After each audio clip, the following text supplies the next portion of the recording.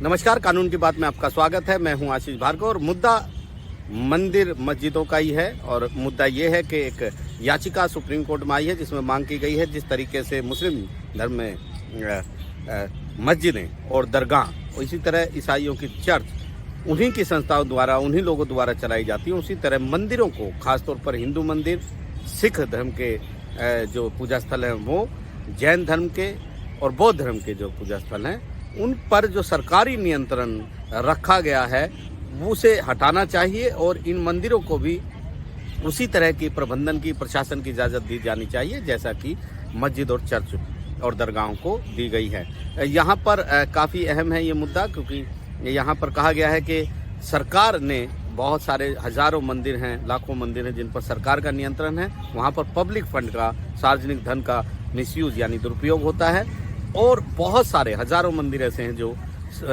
सरकार के नियंत्रण में थे, वो बंद हो गए हैं क्योंकि उनकी हालत बहुत ख़राब हो गई है। तो यहाँ पर इसे भेदभाव वाली नीति बताया गया है। कानून को रद्द करने की बात है, खासतौर पर तमिलनाडु, कर्नाटक, आंध्र प्रदेश, तेलंगाना और पुदुचेरी में जिस तरह की सरकार के नियंत्रण के लिए जो कानून लाया गया है, बंदोबस्ती कानून, जिसमें उनको जिम्मेदारी, उनको ये हक दिया गया है कि वो किसी भी मंदिर, बौद्ध धर्म के पूजा स्थल, जैन धर्म के पूजा स्थल और सिख धर्म के पूजा स्थल यानी गुरुद्वारों पर वो नियंत्रण कर सकते हैं सरकारी। बहुत सारे बड़े बड़े मंदिर भी इसके दायरे में आते हैं। तो ऐसे में यहाँ पर बीजेपी नेता और वकील अश्वनी उपाध्याय सुप्रीम कोर्ट में पहुंचे हैं और सुप्रीम कोर्ट से मांग की है कि इन मंदिरों को भी मस्जिदों, दरगाहों और चर्चों की तरह संस्था द्वारा या व्यक्ति द्वारा चलाने की इजाज़त दी जानी चाहिए। सरकार का नियंत्रण हटाना चाहिए क्योंकि ये भेदभाव वाली नीति है। तो यहाँ पर काफ़ी अहम है, जब काफ़ी देर बहस इस मुद्दे पर चली, chief justice of India justice U Lalit और जस्टिस एस रविंदर भट्ट की बेंच ने ये मामले को सुना। अहम बात यह है कि अरविंद दातार जो याचिकाकर्ता की तरफ से पेश हुए, उन्होंने कहा कि सरकार के कुल 9 लाख मंदिर हैं जिनमें से 4 लाख सरकार के नियंत्रण में हैं और उनकी हालत बहुत ख़राब है, पब्लिक फंड का मिसयूज़ हो रहा है। सुप्रीम कोर्ट को इसमें दखल देना चाहिए, ऐसे कानून को रद्द करना चाहिए और उन्हें भी, मंदिरों को भी उसी तरह से संचालित करने की इजाज़त मिले जैसे कि मस्जिद और चर्च को मिलती है। और इसके साथ साथ गोपाल शंकर नारायण वो भी बतौर वकील पेश हुए। उन्होंने भी दावे किए कि हज़ारों मंदिर कर्नाटक में बंद हो गए हैं क्योंकि सरकार के नियंत्रण में उनकी हालत बहुत ख़राब हो गई थी। सुप्रीम कोर्ट जो है ऐसे मामले में दखल दे, ऐसी नीतियों, ऐसी कानूनों को रद्द करें। और बहुत सारी बातें वहाँ पर उन्होंने रखी कि किस तरीके से मंदिरों की हालत ख़राब है, पब्लिक फंड का मिसयूज़ हो रहा है, सरकार के नियंत्रण के कारण हालत ख़राब है। सुप्रीम कोर्ट ने पहले भी दखल दिया था, बहुत सारे मंदिरों के मामले में सुप्रीम कोर्ट इस तरह दखल दे चुका है, प्रबंधन के मामले में, प्रशासन के मामले में, तो इस मामले में भी दखल दे। लेकिन जो चीफ जस्टिस थे उन्होंने एक बड़ी बात कही। उन्होंने कहा कि जो अभी तक दलीलें दी गई हैं, याचिकाकर्ता में जो आंकड़े दिए गए हैं, उनकी पुष्टि करने के लिए उनके समर्थन में कोई सामग्री नहीं दी गई है। ऐसा लगता है कि सिर्फ दलीलें हैं, तर्क हैं, लेकिन उनकी पुष्टि का कोई सामग्री नहीं है। दूसरी तरफ एस रविंदर भट्ट ने काफ़ी बड़े सवाल उठाए कि 150 साल से हमारे इतिहास में इसी तरह होता आया है।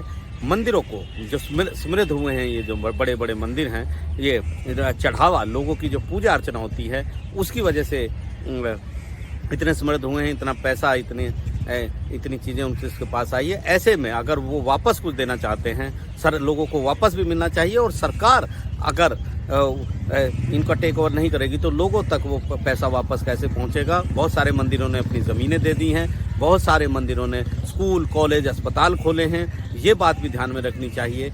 चीफ जस्टिस ने भी कहा कि जब हमेशा से पहले से ऐसा होता आया है तो अब इसे बदलने की क्या ज़रूरत है। लेकिन याचिकाकर्ता लगातार दलील दे रहे हैं। वो कह रहे हैं कि समान नीति होनी चाहिए, एक समान, जितने भी उपासना स्थल हैं, मंदिर, मस्जिद, चाहे कोई भी हो, उसके लिए एक समान यूनिफॉर्म नीति हो, सब उसी तरह से डील की जाए।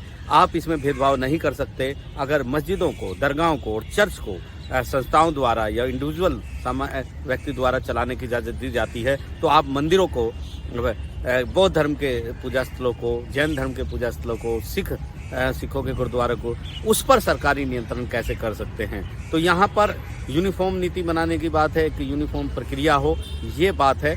लेकिन सुप्रीम कोर्ट ने कहा है कि पहले आप आंकड़े दीजिए, आप बताइए कि किस तरह से मंदिर जो सरकार के नियंत्रण में है उसमें पब्लिक फंड का दुरुपयोग हो रहा है। आप सामग्री दीजिए जो ये बताए कि सरकारी नियंत्रण के कारण जो कुप्रबंधन हुआ उसकी वजह से हजारों मंदिर बंद हुए हैं। ये तमाम चीज़ें हमारे सामने रखी है, उसके बाद हम देखते हैं। तो निश्चित तौर पर 19 सितंबर अब अगली सुनवाई होगी। सुप्रीम कोर्ट ने कहा है कि आप ये सामग्री हमारे पास रखिए। याचिकाकर्ता के वकीलों ने कहा है कि वो ये सामग्री अतिरिक्त हलफनामे के जरिए पेश करेंगे। तो काफ़ी अहम है ये मुद्दा, जहाँ पर अब ये कहा जा रहा है कि मंदिरों पर सरकारी नियंत्रण बनो। बड़े बड़े मंदिर जो हैं वो सरकारी नियंत्रण में हैं। वहाँ पर एक पूरा एक कमेटी पूरी एक होती है जो मंदिर की प्रबंधन कमेटी सरकार के नियंत्रण में रहती है। ऐसे में सुप्रीम कोर्ट ये कह रहा है कि लोगों का पैसा वहाँ पर जाता है मंदिरों में, तो अगर सरकार के नियंत्रण में नहीं होगा तो पब्लिक फंड लोगों की भलाई में कैसे लगेगा, कौन संचालन करेगा, किस ढंग से अच्छा प्रबंधन होगा, ये तमाम बड़े सवाल हैं जिनके जवाब सुप्रीम कोर्ट मांग रहा है। और इस मुद्दे पर सुप्रीम कोर्ट आगे परीक्षण करेगा, क्योंकि पहले भी एक याचिका यहाँ पर सुब्रमण्यम स्वामी की है जिसमें उन्होंने इसी तरह के जो बंदोबस्ती कानून हैं उनको चैलेंज किया है, उनको चुनौती दी और कहा है कि इस तरीके से सरकार की नियंत्रण नहीं होनी चाहिए। जो बोर्ड बनाए गए हैं वो भंग होने चाहिए, ये गलत नीति है। और अब इस तरह की एक याचिका आई है। निश्चित तौर पर काफ़ी अहम ये याचिका है और काफ़ी अहम मुद्दा भी है जिस पर सुप्रीम कोर्ट आगे भी सुनवाई करेगा। नई दिल्ली से आशीष भार्गव, NDTV इंडिया।